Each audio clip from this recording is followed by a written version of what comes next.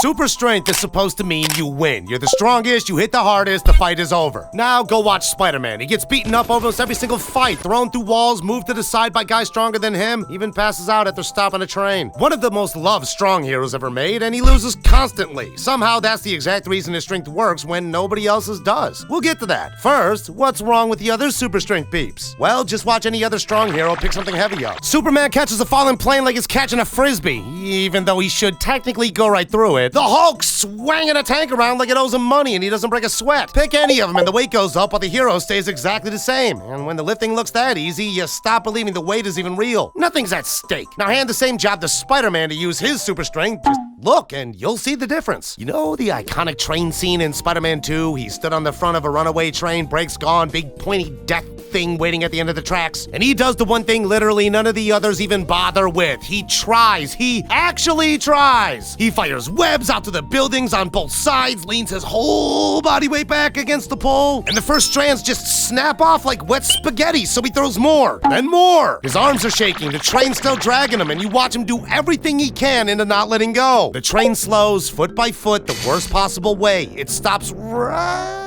at the edge. Then he's empty. He pitches forward out the front, and the only reason he doesn't kiss the ground at 30 miles an hour is that the people he just saved reach up, cop a feel, and prevent him from falling. You have never seen Superman do that. You never will. In his movies, lifting is free. That gap has a reason under it. Last video I went on about how nobody can agree how strong any of these guys are. Marvel actually built a strength chart back in the 80s, bloody blue blue, and it just keeps changing over the years over movies, comics, and whatever the plot demands, so it's basically redundant. Hulk is the strongest until Thor shows up. Until Superman one universe over is casually shoving a planet. Nobody has a real number. Spider-Man does. He has the proportionate strength of a spider. A spider can lift loads more than its own body weight, so scale that up to a person and you get Peter. Does that make sense? Not if you watch my other video on it. Will I contradict some points I previously made? Yes, but only because we're specifically talking about how Spider-Man solved the problem other superheroes have with super strength from a logical and storytelling perspective, not the Spidey powers want. Just bear with me for a moment, okay? In the comics, his super strength lands around 10 tons, and it mostly stays there. He's not infinite, he's 10 tons. There's a top to it. The second power has a top. It can run out. It can be too much for him. That train was sitting right at the edge of what he could hold, and it nearly went home with him. Also, he slowed down the train inch by inch, which is realistic. Superman would have probably slowed the train instantly without any metal being bent and every person inside it mysteriously surviving. The realism and ceiling are the exact things every other strong hero is missing. It's the first reason Spidey's strength actually means anything. Then there's how he looks. Go look at Peter Parker standing still. Skinny kid. Swimmer's build if you're being kind. Twink if you want to be mean. He is not put together like the Hulk or Bane. He's barely built like a guy who hits the gym twice a week with good intentions but doesn't count his calories. And he's capable of holding 10 tons over his head. Last video, the whole point was that the muscles are the costume, painted on to sell the strength that lives nowhere you could see. Spider-Man is the one who never got the costume. The strength is real and the body is just a normal kid body shaking under something far too heavy for it. Which leaves an obvious hole. If he's got a ceiling and a normal kid's frame holding the weight, what happens the moment someone hits back? With usual super strength, the strength never shows up alone. It comes bolted onto a body that can't be hurt. Like some super mega cool durability. Hulk, Spider-Man, Colossus, the Thing, every one of them is bulletproof on top of being strong. You can't damage them, so the strength gets to swing as hard as it likes because nothing's ever coming back the other way. Now, look at what happens to Peter when a fight goes bad. In the first film, the Goblin gets a hold of him, drops him into an empty building, and throws a bomb that goes off in his face. It blows him straight through a brick wall and tears half of his suit off. Then the Goblin just beats him, calmly explaining how he's going to kill MJ nice and slow. Peter's on the floor, face cut open, barely covering up. This is the hero getting taken apart. That can't happen to Superman. You can't drop Superman into a building and beat him half to death. There's nothing there to beat. With Peter, there's always something to beat. He bleeds in almost every film he's in, limps home, loses fights, and has to drag himself back for the rematch. Which leaves another real question. If he's this easy to break and half the villains are stronger than him anyway, how is this child not dead roughly 12 times over?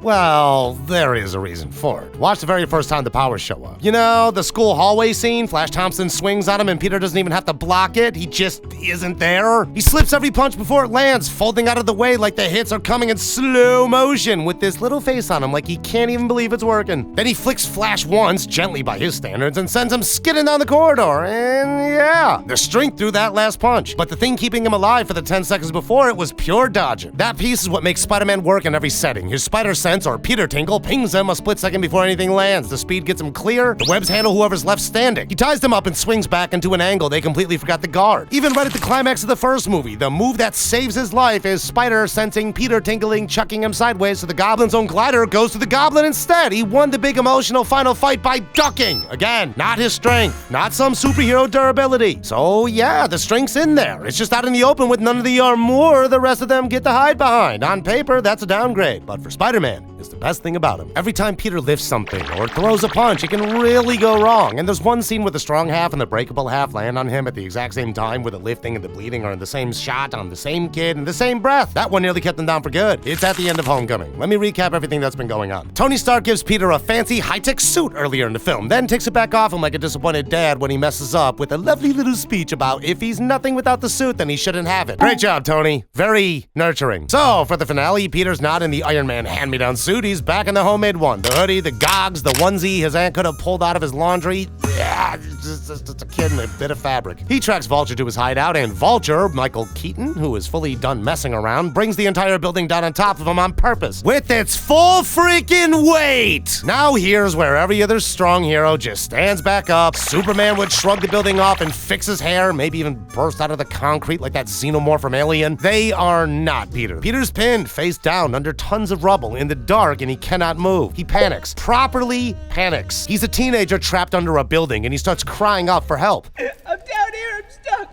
I'm stuck. I can't move. There's nothing heroic about that call for help. It's the voice of a kid who just worked out that nobody's coming because nobody knows he's down there, nor can anyone lift the building. Just a terrified teenager and a few thousand tons in New York. Then he catches his own reflection in the water, where he sees the mask and himself. So he starts to push. It is the least glamorous lift in the whole genre. He's screaming, shaking, soaked through, dragging this impossible weight an inch at a time while his entire body begs him to quit. And he keeps going because the only other option is staying under there forever. Slowly, horribly, he gets up. He lifts a building off himself with nothing but a homemade onesie and a flat refusal to die in it. And if that scene gave you deja vu, good, they stole it almost shot for shot from a comic in 1966. You know, the one where Peter's trapped under a mountain of steel with water pouring in, thinking about Auntie May May and hauls it off himself through sheer will. This is the part the most well-known super strength guys can never touch. When the Hulk lifts something huge, you go, yeah, fair, he's a big green wall. It costs him nothing. So it means nothing. When Peter lifts something huge, you've already watched it nearly kill him twice, so you feel every single inch of it. Ha, that's what she said. And the cruel little joke of being Spider-Man is that the strength never once makes his life easier. It wrecks it. He's broke, he's late for everything, and he misses half of his own life for having to be a hero. The power that's meant to be the dream is the exact thing torching his week. Every week, he pays for it in the fight, then pays for it again at home. So picture everything stacked on this one skinny kid now. A strength with the ceiling he can actually hit, sitting inside a body that bleeds, bolted to a life the power keeps setting on fire. And he still goes out and lifts the building, which finally tells us what this whole thing was about. Every other strong hero got the power as a freebie. Effortless lifting, a body you can't break, no real top end, and a strength that only ever loses when a writer wheels in a glowing rock or quietly unplugs a battery. Crackin' deal. It's also exactly why they're boring to watch pick things up. There's no fear in it. You cannot be scared for a man who finds tanks comfy. Spider-Man got the same power without all of that. The lifting hurts. The body breaks. The strength has a number on it, and that number can run dry at the worst possible second. And every one of those is meant to be a flaw. The weaker hero, the budget version of super strength. That weaker version is the only one that ever actually feels like something. Because drama is just someone wanting something and maybe not getting it. The moment you could fail, everything you do starts to matter. So when the genre's most breakable strong guy jams his feet under a train or a building or a runway, whatever, your stomach genuinely drops because you watched the bill land on him before. Everyone else solved super strength by making it bigger and safer until there was nothing left to feel. Spider-Man solved it by leaving the cost in. That's the whole trick. Strength that could still hurt the kid holding it. The genre spent decades sanding every rough edge off the power, and those rough edges were the only interesting bit the entire time. So next time you watch Spider-Man strain under something far too heavy, mask half off, arms shaking, looking like he might genuinely lose, watch it properly. That shaking is the entire point. He's the only strong hero who actually feels the weight. And that's the only reason his lifting was ever worth a damn. Strip it all the way back, and the best super strength in a genre belongs to the skinny kid who pays for every pound of it. The one who bleeds, strains, loses, and hauls the building off himself anyway. If you want to watch everyone else fumble this exact power, I took the whole thing apart over here. It's ugly. Go on, click here.